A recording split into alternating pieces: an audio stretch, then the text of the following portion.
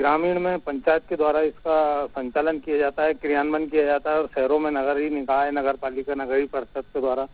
जब हमने यहाँ देखा सीहोर नगर पालिका में आवास योजना की हकीकत देखने जब हम निकले, तो हमने देखा कि कई लोग हैं जिनको आवास की जरूरत है, जिनके आवास टूटे फूटे हैं, खराब हैं, कच्चे बने हुए हैं, और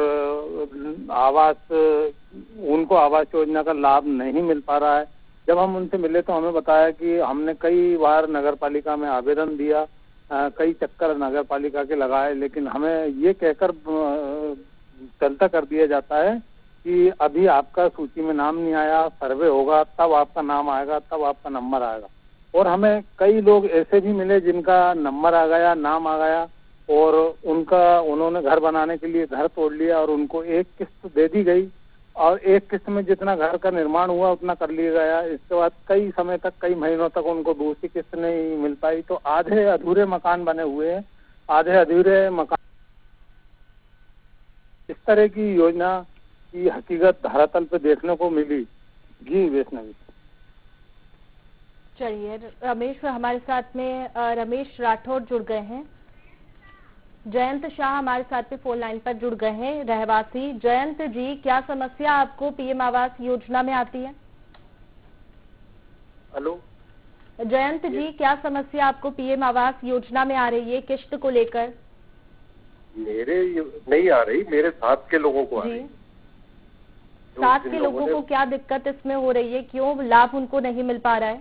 जिन लोगों ने फॉर्म भरे थे उनका सर्वे वालों ने रिपोर्ट कुछ की कुछ देते हैं, पैसे मांगते हैं।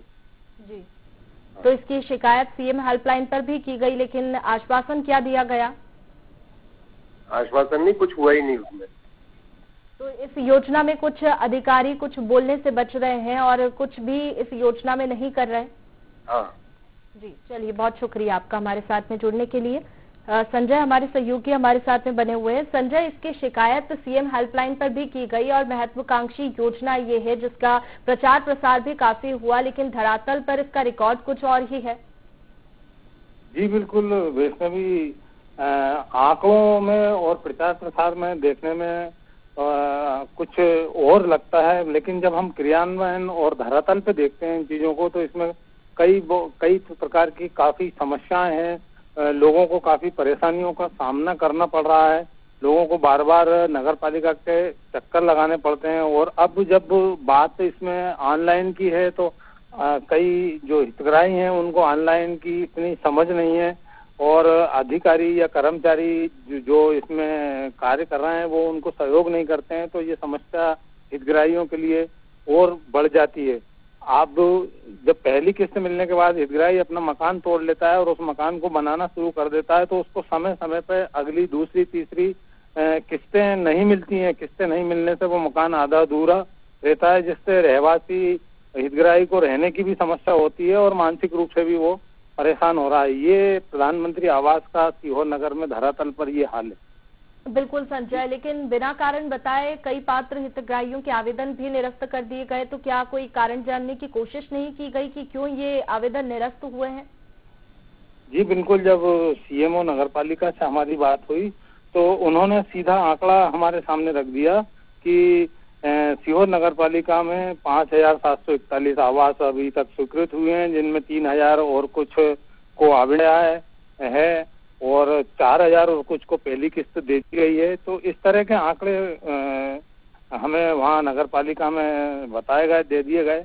पर जब हम धरातल पे वार्ड में निकले तो वहाँ आधे अधूरे मकान और लोगों की कई समस्याएं उन्होंने बताया, जैसा कि हम देख रहे हैं, वो बता रहे हैं कि उनको किस तरह की समस्याओं का सामना आवास में करना पड़ रहा है। कुछ तो आने वाली है, तो जिनके आधे अधूरे मकान है वो काफी चिंतित नजर आए हितग्राही।